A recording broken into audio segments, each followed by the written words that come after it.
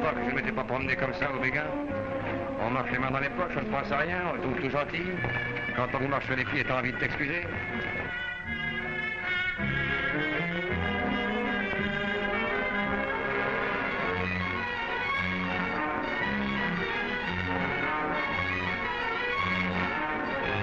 J'ai la chance, Madame Ginette, d'avoir deux maris en un. Ouais, un bar au lit, c'est différent, il n'y a plus personne.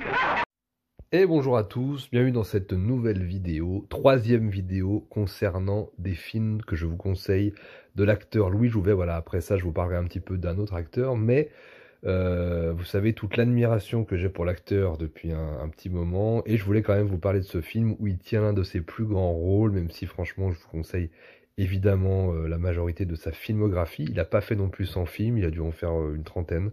Mais la plupart valent le coup. En tout cas, je voulais vous parler d'un de ses plus importants, un grand classique du cinéma français, évidemment, moult fois cité, mais qui a un petit peu disparu, parce que c'est des films dont on a souvent parlé à l'époque, on a beaucoup défendu, mais qui aujourd'hui ont un peu fini sous un amas de poussière, et ça serait bien un peu de les dépoussiérer, tant ce sont de grands films importants, et en plus dans l'histoire du cinéma français. Donc il s'agit évidemment d'Hôtel du Nord, donc adapté du roman donc d'Eugène Daby qui est paru en 29. Le film date de 1938. À la base, c'est un projet qui était destiné à Annabella, donc parce que Annabella est l'actrice principale du film.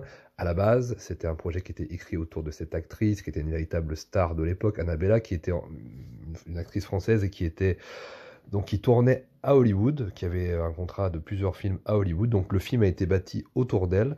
Et Marcel Carnet a été appelé pour faire le film qu'il va coécrire avec Henri Janson.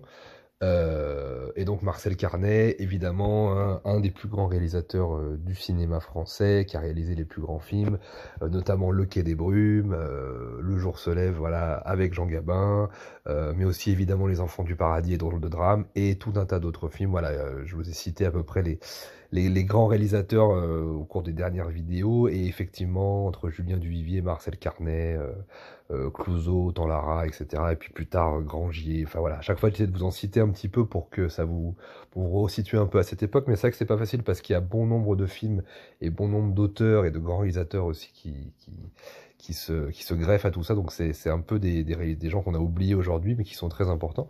Et donc le film est monté autour de Annabella qui était déjà une immense star en France et qui avait notamment cartonné avec le film Le Million de René Clair, voilà, autre grand réalisateur que je n'ai pas cité, René Clair, voilà, réalisateur de À nous la liberté, Sous les toits de Paris, très très très grand film du cinéma français, qui est un réalisateur de l'époque du muet, qui a connu la transition au moment du parlant, d'ailleurs qui était assez critique au moment du passage du muet au parlant, et qui considérait que en fait le parlant avait tendance à amoindrir l'impact cinématographique, alors que le muet s'appuyait sur la pureté du cinéma, puisqu'il faisait des images et la composition et la grammaire du cinéma, etc. Mais je vous parlerai probablement de René Clair dans une autre vidéo. Et puis voilà.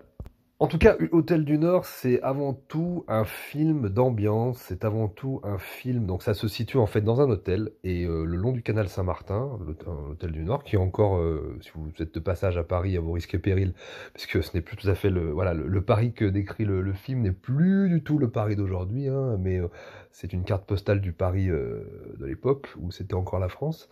Et donc, le film se situe entièrement, voilà, dans l'hôtel, voilà, l'intérieur de l'hôtel ayant été tourné en studio, et ensuite tous les extérieurs ayant été enregistrés le long du canal Saint-Martin.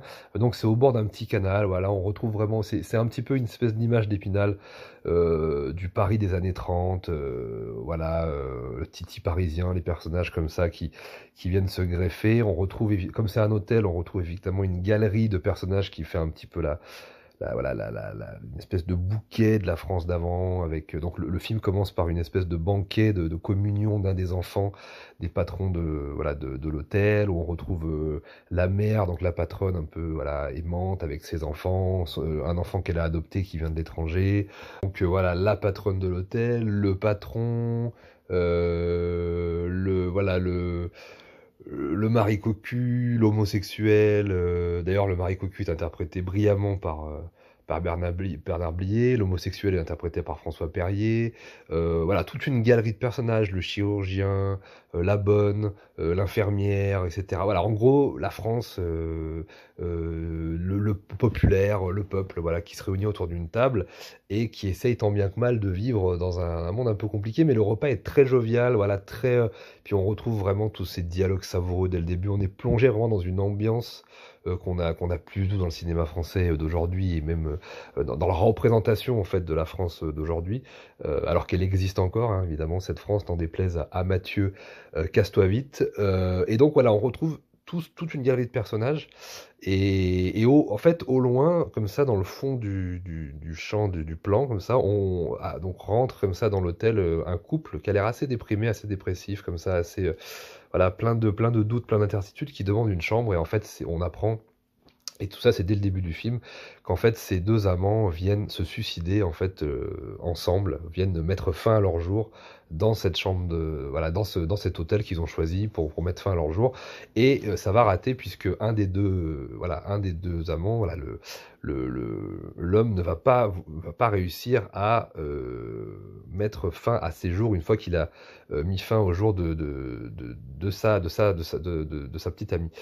Et donc le film commence comme ça, la petite amie va survivre, lui va aller en prison, etc. Et en fait, au fur et à mesure de l'histoire, ces deux amants vont se reconnecter d'une certaine manière à cet hôtel, puisque la patronne de l'hôtel va en fait prendre un petit peu d'affection la fille qui a eu ce suicide raté. Elle va le prendre sous son aile, elle va la prendre sous son aile. Voilà. Donc c'est l'actrice principale qui est interprétée par Annabella, et donc qui va progressivement reprendre goût à la vie, se rendre compte qu'elle aime encore voilà l'homme qui a pourtant essayé de la tuer, mais qui à la base ils devaient se suicider ensemble. Lui-même va se voilà. Donc petit à petit ils vont renouer en fait avec la vie, comme ça, en se rapprochant, comme ça, par le biais de cet hôtel, et par le biais de ces gens, et par le biais de cette galerie de personnages. Et à la fin du film, eh bien, ils vont repartir, un peu comme ça a commencé sur le banc au bord du canal, comme ça, ils vont repartir ensemble. Donc là, je vous ai un peu raconté le film, mais c'est pas très important parce que c'est pas vraiment un film à suspense, c'est vraiment un film à ambiance. Et c'est finalement un film qui commence avec une histoire un peu tragique, un peu dramatique, et qui finit plein d'espoir. Même si en fait le couple star de base, donc qui était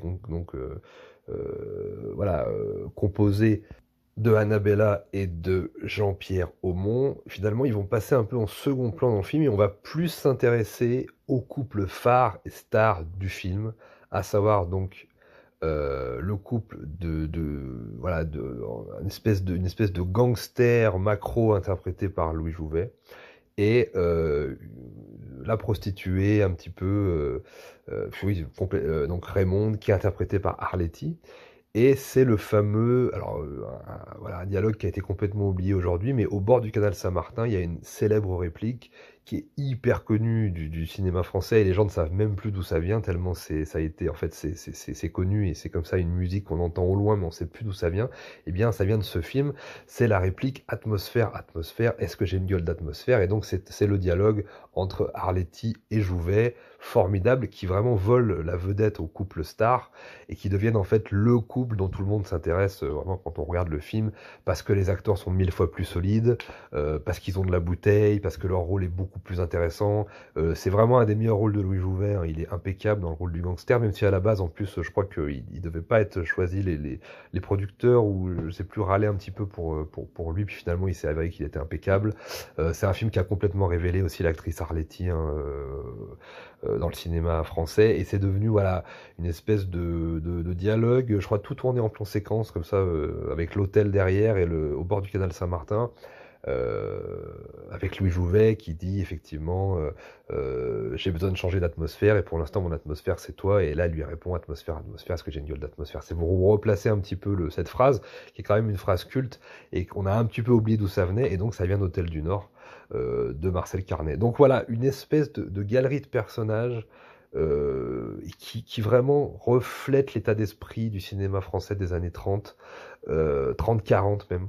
Une France un peu en crise, l'arrivée proche de la guerre, mais en même temps voilà, une galerie de personnages incroyables, des dialogues des textes et des jeux d'acteurs absolument fabuleux. Voilà, une espèce de film un peu choral, même s'il y a des personnages un peu centraux, évidemment, je l'ai dit, il y a deux couples en fait.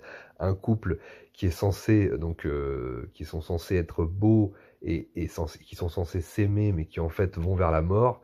Et puis un autre couple beaucoup plus abîmé, beaucoup plus vieux, beaucoup plus buriné, beaucoup plus dysfonctionnel, mais qui vont un peu plus vers la vitalité. Et au fur et à mesure du film, ça s'inverse.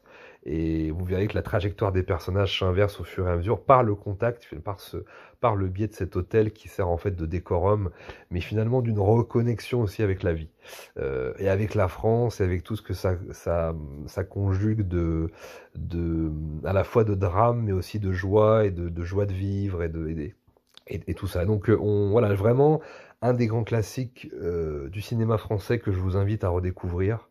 Je vous souhaite une très bonne journée et je vous dis à très bientôt pour un autre grand classique du cinéma français. Vive le cinéma français, le grand, le vrai, le beau, et à bientôt. Prenez soin de vous, je vous embrasse. Bye. J'ai besoin de changer l'atmosphère, et moi l'atmosphère, c'est toi. C'est la première fois qu'on me traite d'atmosphère. Si je suis une atmosphère, t'es un drôle de bled. Oh là là, des types qui sont du milieu sans en être et qui crânent à cause de ce qu'ils ont été, on devrait les vider. Atmosphère!